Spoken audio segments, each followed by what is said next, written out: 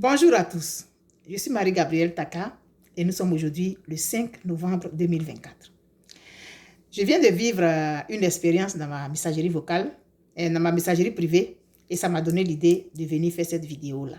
Je n'avais pas prévu de faire de vidéo aujourd'hui. Quelqu'un m'a écrit quelque chose, il a expliqué une situation, et puis je lui ai demandé qui a fait ça. Ça c'est hier ou avant-hier, je ne sais plus. Et aujourd'hui, la personne me répond. Bonsoir Marie, ma femme. Et moi, je lui ai envoyé un message. Je dis, mais monsieur, je vous en prie, ne faites pas ça. Je ne suis pas votre femme. Ne m'appelez pas votre femme. Il répond, c'est ma femme qui a fait. Et puis, il rappelle ce que... il dit, c'est ma femme. Voilà. C'est ce que j'ai expliqué, que je ne vais pas entrer dans les détails, blablabla. Bla, bla, bla. Et puis, j'ai dit, mais monsieur, vous êtes venu dans ma messagerie privée. Vous avez écrit bonsoir Marie, ma femme, dans ma messagerie privée. Donc, vous ne pouvez pas dire que ce n'est pas de moi que vous parlez. Mais je vous répète, ne faites pas des choses comme ça, ce n'est pas correct. Et puis, il dit, non, c'est parce que tu m'as demandé qui a fait ce que j'ai expliqué là. C'est pourquoi je te réponds que c'est ma femme. J'ai dit, ah, ok, j'ai compris. Mais, ah, d'accord. Et donc, j'ai supprimé ce que je lui avais envoyé parce que j'avais répété encore une troisième fois que monsieur, ne faites pas ça. Je vous ai dit que ce n'est pas correct de m'appeler votre femme. Je ne le suis pas. Donc, j'ai supprimé ça. Et puis, je lui ai envoyé une note vocale. Je lui ai dit, ah, je comprends maintenant ce que vous vouliez dire, monsieur. Mais si vous aviez écrit, bonsoir Marie, je parle de ma femme, ça aurait été clair. Mais quand vous écrivez bonsoir Marie, ma femme, moi j'ai l'impression que c'est moi que vous appelez votre femme. Donc, je vous dis de ne pas faire ça. Vous voyez l'importance d'être courtois toujours. Parce que quand tu es courtois, tu n'as pas honte. Si je m'étais mise à l'insulter là, ce n'était pas la honte ça. Donc, quel que soit ce qui arrive, c'est bon d'être courtois. Même si tu es fâché comment, surtout que tu écris, calme-toi et puis réponds à la personne de façon courtoise. Et puis dans l'échange, si à un moment donné tu estimes que ça ne fait pas ton affaire, tu sors de la discussion. Donc, heureusement pour moi que je n'ai pas été insolente, je n'ai pas été discourtoise. J'ai gardé mon calme, je lui ai dit non, ne faites pas ça, monsieur. Et donc, je lui ai dit, ah, ce qui vient de se passer là, ça, c'est ce qu'on appelle la communication. Je vais faire une vidéo. Je vais lui envoyer la vidéo après. La communication, elle, a deux personnes qui interviennent, ou bien deux groupes de personnes. Celui qui envoie le message et celui qui le reçoit.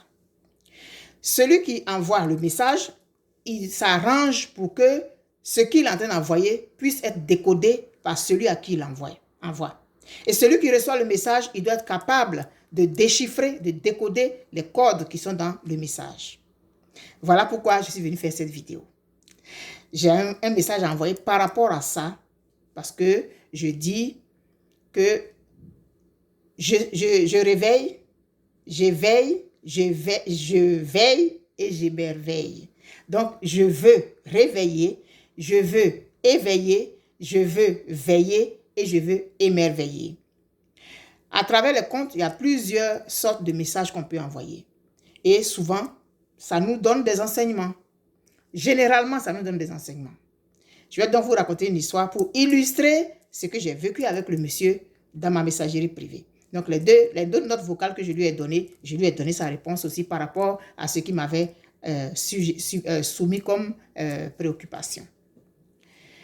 C'est une femme qui était dans son champ, en train de cultiver. Un matin, elle avait son bébé au dos, elle est en train de faire ses choses. Et puis, il y a un monsieur qui arrive.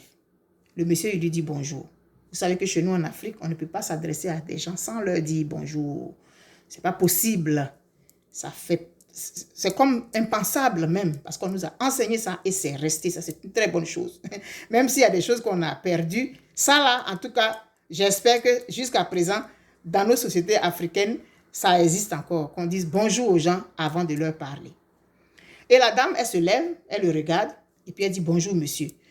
Parce que elle, on lui a enseigné que quand on doit adresser la parole à une personne, on lui dit bonjour. Donc elle a répondu. Non, elle a dit bonjour monsieur. Et le monsieur lui dit, madame, j'ai égaré mon troupeau. Est-ce que vous l'avez vu passer? La dame, elle se redresse bien. Elle regarde dans une direction. Elle montre un arbre assez visible là-bas. Elle dit, ah, mon champ là, il part d'ici jusqu'à la limite là. Là où il y a le gros arbre là. C'est là la limite de mon champ. Le monsieur dit, merci. Et puis, il s'en va. Quelques temps plus tard, peut-être 10 minutes ou 20 minutes, il revient. avec un troupeau. Et il a un agneau dans les mains. Et il dit à la dame, madame, vraiment, je vous remercie beaucoup. Grâce à vous, j'ai retrouvé mon troupeau. Et effectivement, il était derrière le gros arbre que vous m'avez indiqué. Et il fait le geste pour montrer. Il était vraiment derrière le gros arbre que vous m'avez montré. Donc, vraiment, pour vous dire merci, je vous donne cet agneau-là. Mais il a une patte cassée. Mais il se déplace, quoi. Mais je vous le donne. Et la dame a piqué une colère. Pourquoi vous m'accusez? Matin, là, je suis venue dans mon champ. Je n'ai pas vu de troupeau passer. Vous êtes venu, vous me demandez où se limite où se trouve la limite de mon champ. Je vous indique, je vous dis que c'est derrière le gros arbre là-bas. Là. C'est là-bas la limite de mon champ. Vous revenez avec un troupeau et vous m'accusez d'avoir cassé la patte de votre agneau. Alors que depuis ce matin-là, je jure, je n'ai pas vu un troupeau. Un mouton même pour dire j'ai vu et puis j'ai vu troupeau. Pourquoi vous m'accusez? Je n'aime pas ça. Je n'aime pas ça, monsieur. Et elle attache bien son enfant au dos. Le monsieur dit, mais madame, mais pourquoi vous êtes ingrate comme ça? Je suis venu, je vous ai demandé si vous n'avez pas vu mon troupeau. Vous avez dit que mon troupeau est passé ici et il est allé derrière le gros arbre. Je m'en vais effectivement là-bas, je vois le troupeau. Et je viens, je vous donne un des agneaux qui a la patte cassée pour vous remercier. Vous ne voulez pas de cet agneau que je vous donne. Vous voulez que je vous donne mon plus gros mouton? Mais ça ne va pas chez vous. La femme dit, mais attendez, mais c'est quoi ça? Mais monsieur, et donc chacun estime que l'autre n'est pas gentil. La femme dit que le monsieur l'accuse d'avoir cassé la patte de son agneau. Le monsieur dit, il a promis à la dame de lui donner un agneau, l'agneau cassé. Il s'est promis ça. Il vient, il lui fait cadeau pour rien comme ça, alors qu'elle n'a fait que lui montrer où se trouve le champ. Ça, est-ce qu'il avait besoin de lui donner un cadeau? Il décide de lui donner son agneau qui a la patte cassée. Mais non seulement ça, elle ne veut pas. Elle veut le plus gros mouton de son troupeau. Carrément. Pour indiquer à une personne la direction là. Est-ce que ça, on a besoin d'avoir un cadeau? Hein? C'est pas vous-même qui m'avez dit que les moutons sont passés ici jusqu'à là-bas. Et il fait le signe de la dame. La dame dit non. Donc les deux, et elle prend la direction du village. Elle dit, je m'en vais expliquer ça au chef. On va trancher ça.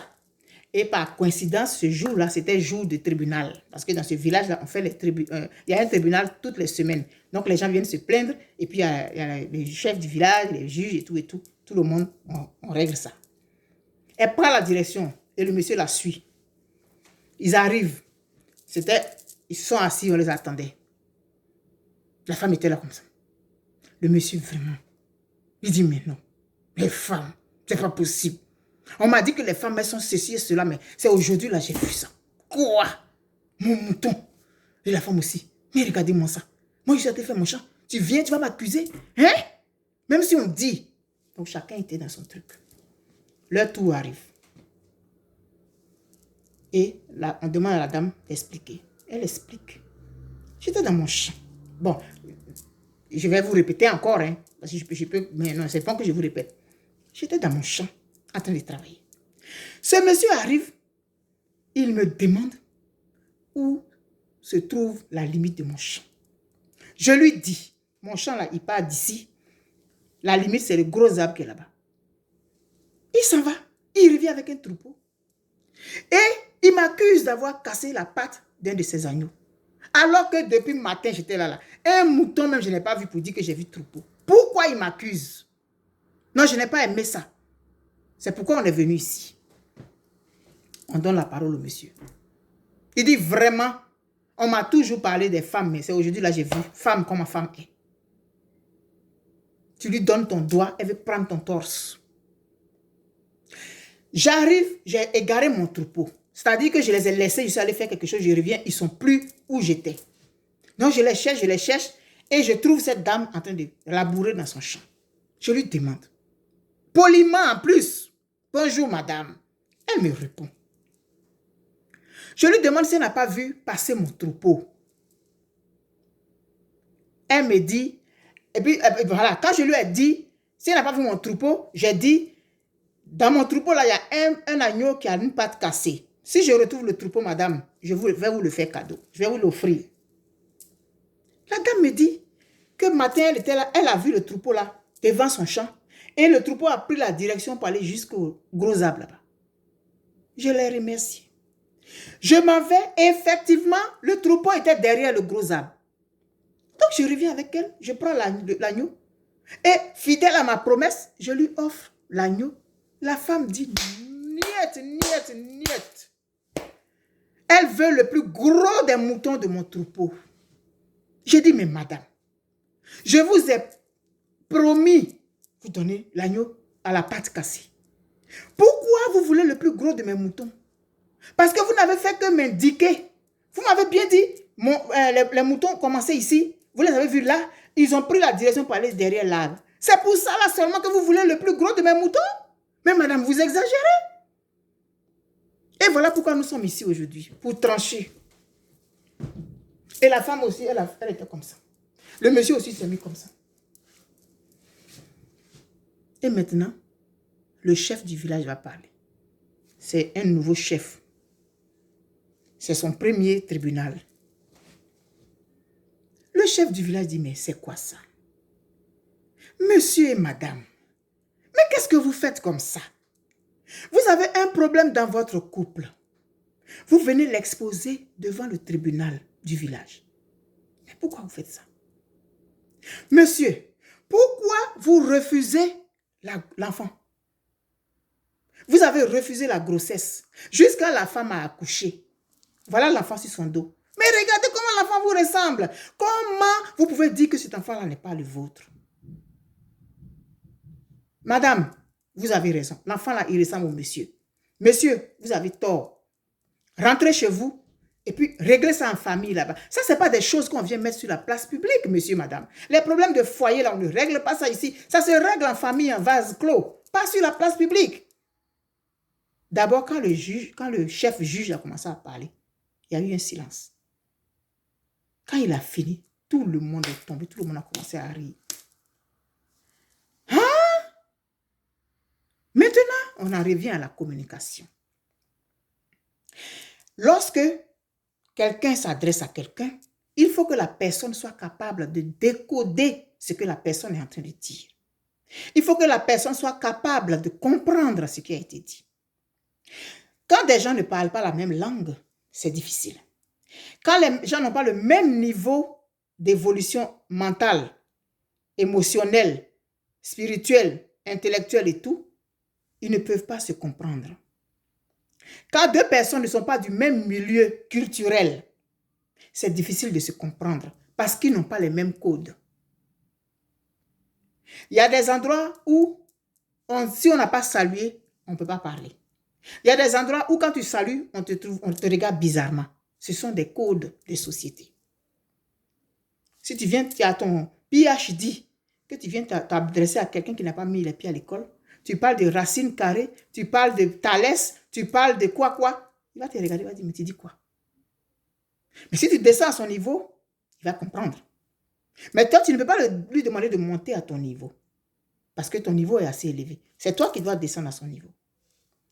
Quand je fais mes vidéos, il y a des gens qui ne comprennent pas. Parce que ces gens-là ne sont pas au niveau où moi je suis. Je ne dis pas que je suis plus élevé qu'eux, non. Je suis peut-être plus bas qu'eux. Donc, ce que je dis là, ils ne comprennent pas. Ou alors, je suis arrivé à un degré d'évolution émotionnelle, spirituelle, intellectuelle, même sociétale. Donc, ça fait qu'ils ne peuvent pas comprendre.